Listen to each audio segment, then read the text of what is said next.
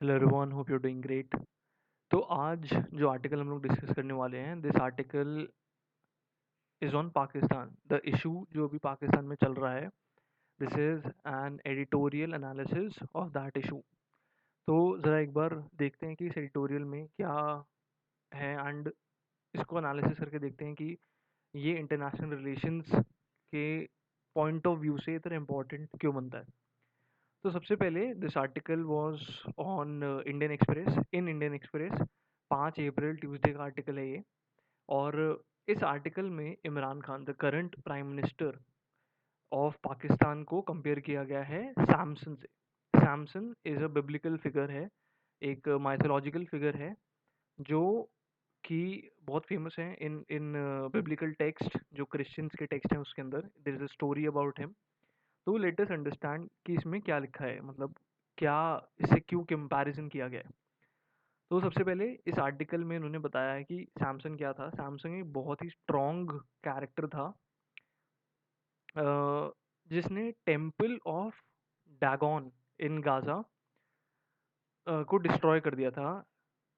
And उस destroy करने के बाद जो सारे फिलिस्तीन कैप्टर्स थे, और अपने आप को उसने मार दिया था।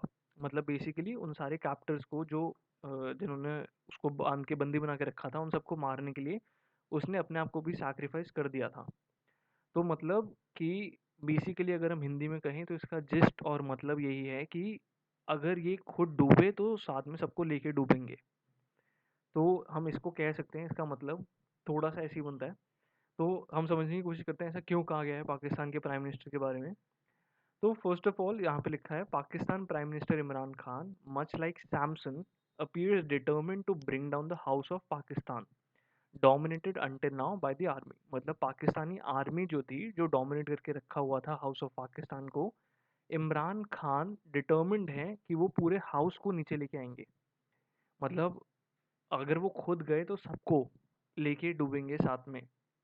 हु क्वाइटली, और ऐसा बिल्कुल अलग हुआ है पहले के इनके प्रीडिसेसर्स, मतलब जो पहले प्राइम मिनिस्टर रहे हैं उनसे, जिन्होंने बहुत ही शांति से क्विट कर दिया था। चाहे वो नवाज शरीफ हों, चाहे उनसे पहले वाले प्राइम मिनिस्टर्स हों, जिसमें असैसिनेशंस भी हुए हैं प्राइम मिनिस्टर्स के। अगर उन्होंने डिफाइंस की है, मतलब अगर उन्होंने आर्मी के अगेंस्ट जाने की कोशिश की है, तो इसीलिए इसमें नेक्स्ट यही लिखा है कि in Pakistan civilian leaders who have defied the army found themselves in prison, executed और एग्जाइल्ड। मतलब 3 चीज़ें हुई हैं पुराने प्राइम मिनिस्टर्स के साथ। या तो उनको जेल भेजा गया है, या उनको एग्जीक्यूट कर दिया गया है, या वो एग्जाइल में रह रहे हैं। मतलब जैसे नवाज शरीफ लंदन में रह रहे हैं। और ऐसे ही, मतलब अगर कोई पाकिस्तान प्राइम मिनिस्टर आर्मी से पंगा लेते हैं तो उनके साथ यही 3 चीज़ें होती हैं। National ideology, test the boundaries of the national ideology that Rawalpindi claims to protect and challenge the deep state by mobilizing the street। तो आप सबको अगर समझ में आ रहा है तो ये कह रहे हैं कि बेसिकली जो पाकिस्तान के प्राइम मिनिस्टर इस समय हैं, इमरान खान, वो बहुत ज़्यादा पॉलिटिकली मोटिवेटेड हैं अपनी सीट बचाने के लिए। दूसरी चीज़, वो ऐसा क्यों कर रहे हैं? क्योंकि वो पब्लिक पॉपुलैरिटी को एन्जॉय कर रहे हैं। उनके पास बहुत ज़्यादा पब्लिक पॉपुलैरिटी है, इस वजह से वो ये चीज़ एन्जॉय कर पा रहे हैं। पुराने प्राइम मिनिस्टर के पास ऐसा नहीं था। नो कॉन्फिडेंस मोशन हाउस में पास हो जाता तो they had to leave. But Imran Khan इस चीज़ को चैलेंज कर रहे हैं, क्योंकि क्योंकि इनके पास पब्लिक का सपोर्ट है अभी के लिए फ़िलहाल। तो नेक्स्ट पैराग्राफ इसके अंदर जो दिया है वो कह रहे हैं कि Imran is not only looking the army in the I, but also the constitution and the supreme court. His defiance will certainly be put down for now, but he has promised the establishment that he will pose a bigger threat when he is out of power। मतलब एक तरीके से ये Pakistani army को धमकी दे रहे हैं कि अगर ये पावर से चले गए तो ये और भी ज़्यादा बड़ा थ्रेट बन सकते हैं उनके लिए। Khan has qualities that his predecessors lacked, except Zulfikar Ali Bhutto, whose charisma moved the Pakistani masses in early 1970s। But हम सबको पता है कि जुल्फ़िकार अली भुट्टो के साथ क्या हुआ था। He was deeply aware of Bhutto's defiance which ended in the execution in 1979। तो उनको एग्जीक्यूट कर दिया गया था इन 1979। He now invokes Bhutto's name and the dangers he faces from the system that he has challenged. मतलब इनको भी कहीं ना कहीं लगता है, इन्होंने बहुत बार अपनी स्पीचेस में भी कहा है कि there is a threat to his life, मतलब उनकी जान को खतरा है। तो जैसा जुल्फिकार अली भुट्टो के साथ हुआ, वैसे चांसेस हैं कि इनके साथ भी हो सकता है, अगर पाकिस्तानी आर्मी या जो इनके अगेंस्ट लोग हैं वो चाहते हैं, और कर भी सकते हैं। Now, true and does not square with the fact that he was selected by the army as prime minister in the 2018 elections. तो बेसिकली नेक्स्ट चीज जो कही गई है कि इमरान खान समझते हैं कि वो एक सेल्फ मेड मैन है, बट ये सिर्फ पार्टली ट्रू है क्योंकि पाकिस्तानी आर्मी का बहुत बड़ा हाथ रहा है इनको 2018 के इलेक्शन जिताने में। तो जो इनको लग रहा है कि ये अपने पॉपुलर सपोर्ट से जीते हैं, पाकिस्तानी आर्मी का इसमें बहुत बड़ा रोल था इनके जो जो ऑपोजिशंस थे उनको काम डाउन और नीचे लाने में। That is why Pakistani army थोड़ी सी रफल्ड है इस सिचुएशन में, क्योंकि इमरान खान समझ रहे हैं कि they he won the election on his own, but ऐसा नहीं है।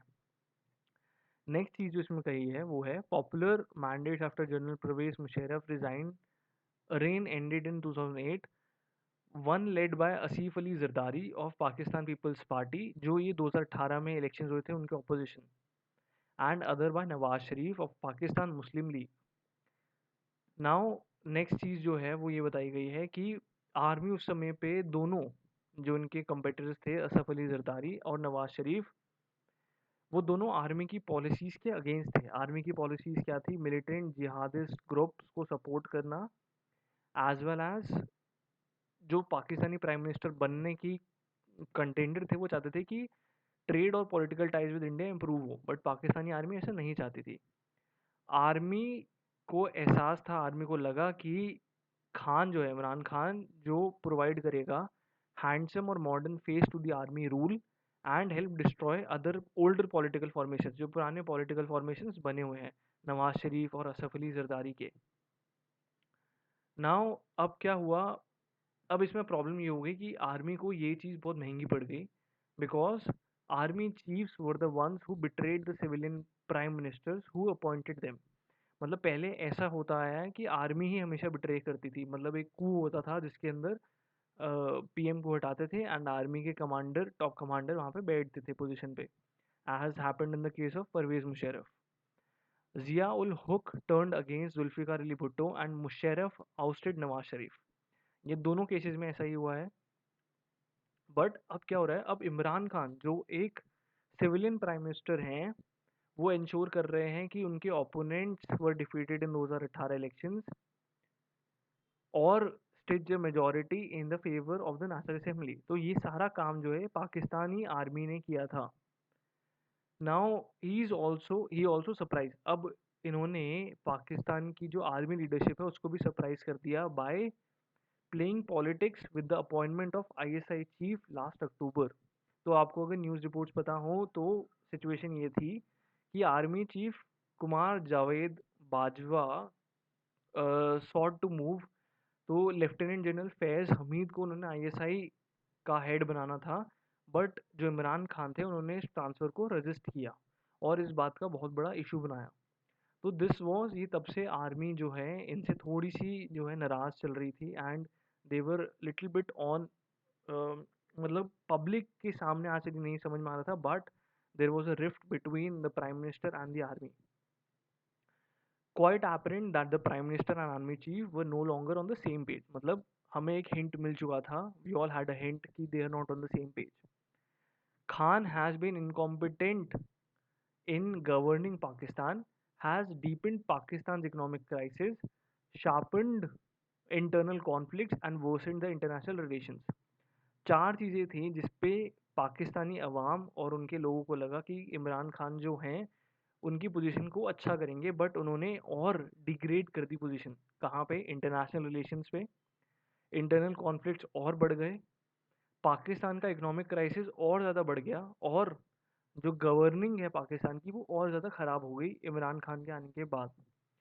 अब प्रॉब्लम एक और थी, और आर्मी को सबसे ज़्यादा प्रॉब्लम इस चीज़ से हुई कि जो पाकिस्तानी प्राइम मिनिस्टर इमरान खान थे, मतलब हैं अभी जो थे, होने वाले हैं, उन्होंने एक टॉलरेंट व्यू लिया था मिलिटेंट इस्लामिक ग्रुप्स का, जैसे तहरीक-ए-लबीक पाकिस्तान टीएलपी जिसे हम कहते हैं, और उन्होंने pandered to their extreme demands such as expulsion of the French ambassador over the questions of blasphemy. एक बार कमेंट सेक्शन में लिखना what is the meaning of blasphemy, क्योंकि इस्लामिक लॉ में ब्लासेमी इज अ क्राइम। तो TLP ने बोला था कि फ्रेंच एम्बेसडर को निकालो, और पाकिस्तान के प्राइम मिनिस्टर ने वही किया। तो इसका मतलब they were on the same page in a sense. But TLP is a terrorist organisation, declared terrorist organisation in Pakistan. So Pakistani army को सबसे ज़्यादा प्रॉब्लम इस चीज़ से थी। उसके बाद the mobilisation of Islamic sentiments has become an important part of Imran Khan's political tool kit to strengthen his political position at home. तो basically अपनी पोजीशन, जो पॉलिटिकल पोजीशन है उनकी, उसको स्ट्रेंथन करने के लिए इन्होंने मोबिलाइज कर दिया इस्लामिक सेंटिमेंट्स को। तो बेसिकली लोग सेंटिमेंटल और इमोशनल वैल्यू देख के they started supporting him.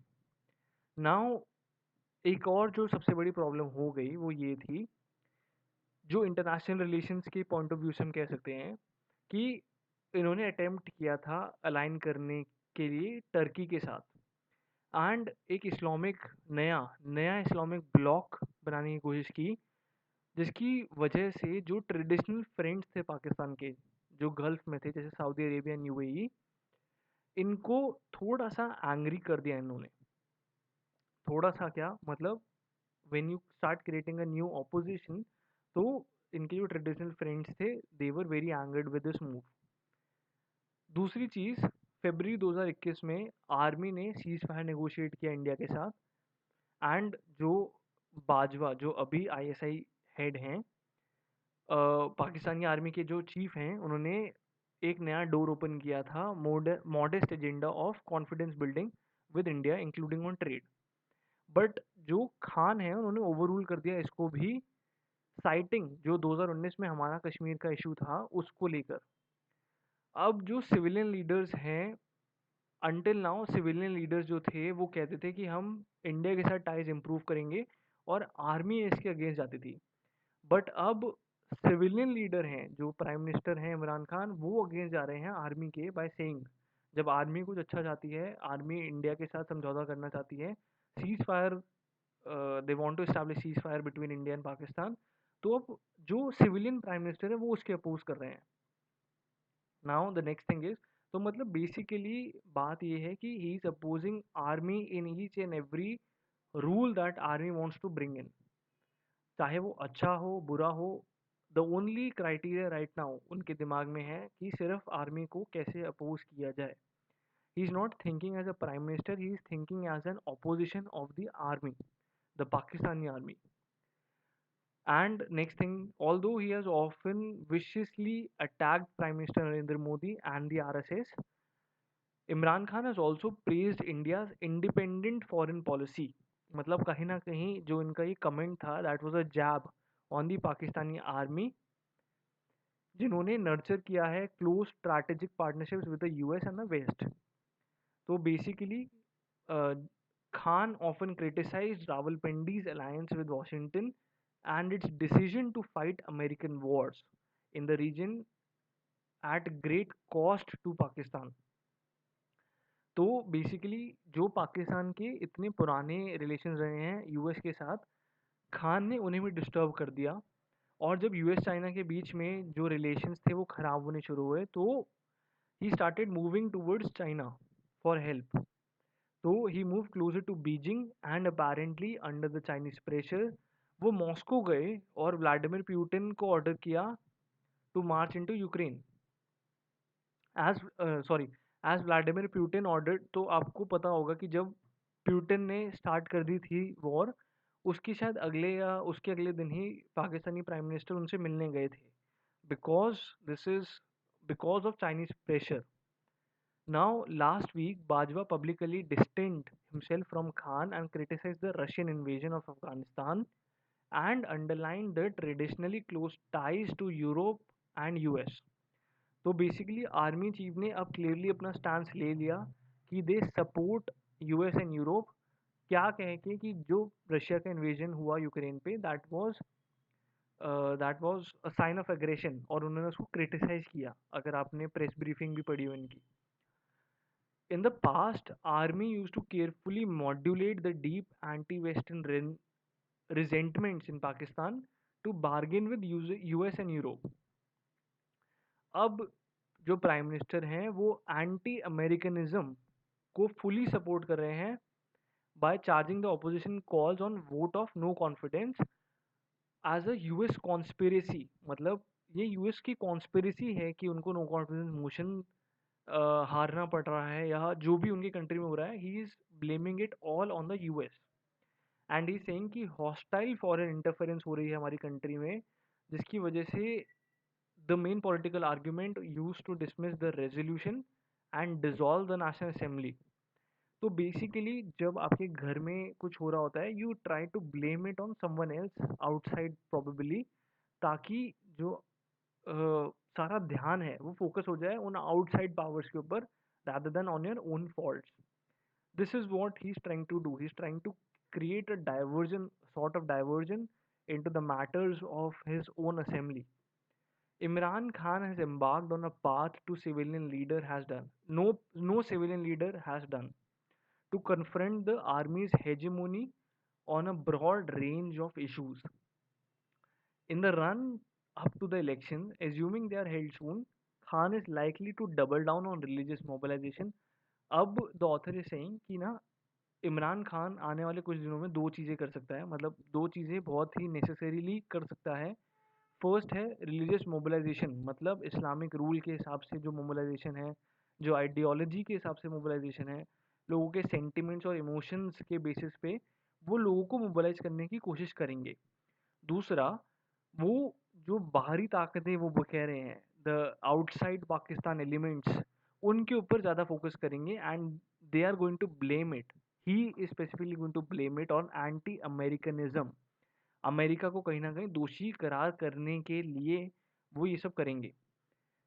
Second, ये दो चीज़ें ये करेंगे आने वाले कुछ टाइम में, जब तक ये चीज़ और थोड़ी इवॉल्व होना शुरू होगी। That could add to potential fissures within the army on appropriate means to deal with Pakistan's intensifying crisis. मतलब this crisis can again intensify in the next couple of days. Based on form, Khan does not have much of a chance against the army, but the pitch is uneven, the ball has been tampered with, and the weather is heavily overcast. It is not easy to bet on the outcomes. ये एक बहुत ही अच्छी line है, अगर आप इसको देखने का ट्राई करें तो आपको समझ में आएगा। It's a jab on his cricketing career and the thing he is facing right now, कि the pitch is uneven, the ball has been tampered with, और the weather is heavily overcast. Everything is against him right now, and let us see how he survives this. This major intra-elite conflict triggered by Imran's Samson-like defiance is bound to have far-reaching consequences for Pakistan's political trajectory at home and abroad. So this was an interesting article to read because इसके अंदर जो concluding elements थे वो भी अच्छे थे. This could be used in your essay. International relations पे अगर ये ऐसे आता है कि पाकिस्तान के अंदर जो सिचुएशन चल रही है उसके ऊपर लिखने के लिए, या any other in answer writing, you can use the two lines जो बहुत अच्छी हैं, given his cricketing career and background, and last Samson की जो थ्योरी है उससे रिलेट करते हुए कि a strong Samson brings down the entire house to kill his captors. So this is something that you can use. You have use कर सकते हैं अपनी answer writing में, and this could be really helpful.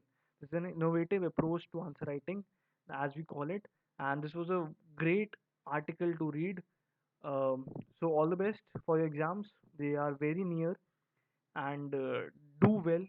Do read newspapers and current affairs regularly. And thank you for tuning in. All the best for exams, and do share and subscribe the channel. And on the top of the screen you could see some more videos for current affairs.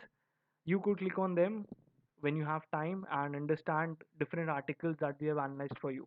Thank you for tuning in. All the best for exams.